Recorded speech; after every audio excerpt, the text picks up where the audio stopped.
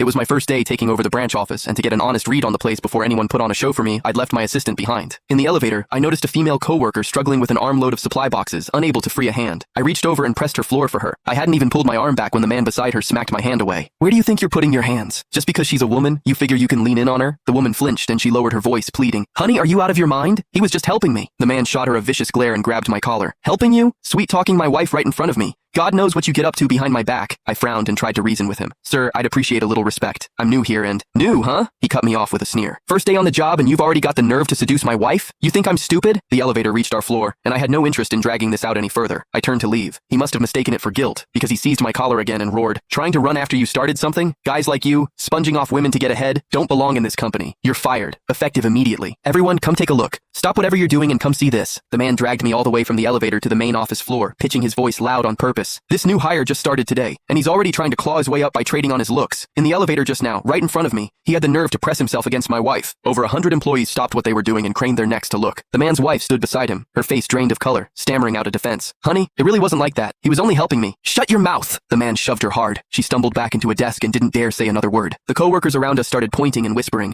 their eyes full of contempt and the eager anticipation of watching a scene unfold. "Isn't that Brett Sandler? The new guy picked the wrong guy to mess with." "Exactly. Everyone knows Brett runs this place like he owns it. Look at this new one, though. He's got the kind of face that gets him into trouble. Bet he really did do something shameless. Getting that close to Melanie Forrest? That's just asking to get caught red-handed." The ugly comments kept crawling into my ears. So this was the infamous Brett Sandler. I took a deep breath and fixed him with a sharp stare. "Are you done making a scene? Let go of me." "Let go? Scum like you doesn't get to stay in this company. If I don't teach you a lesson myself today, you'll learn it the hard way out there in the real world." Brett clenched his fist and swung it toward my face. Just as I was about to fight back, a sharp female voice cut through the office from the far end. "What's all this noise during work hours? Has everyone forgotten they have jobs to do?" The crowd parted. A middle-aged woman in an expensive suit and heavy makeup came clicking across the floor in high heels. The moment Brett saw her, he let go of my collar and rushed over with a fawning smile. "Ms. Barrymore, you're finally here!" He jabbed a finger at me. "This one just started today, and he's already looking for a shortcut. Caught him red-handed hitting on my wife in the elevator. A shameless gigolo like this, corrupting the whole office, needs to be fired right now." Ms. Barrymore narrowed her eyes and looked me over, her gaze crawling from my face down to my waist with an open, lecherous hunger she made no effort to hide.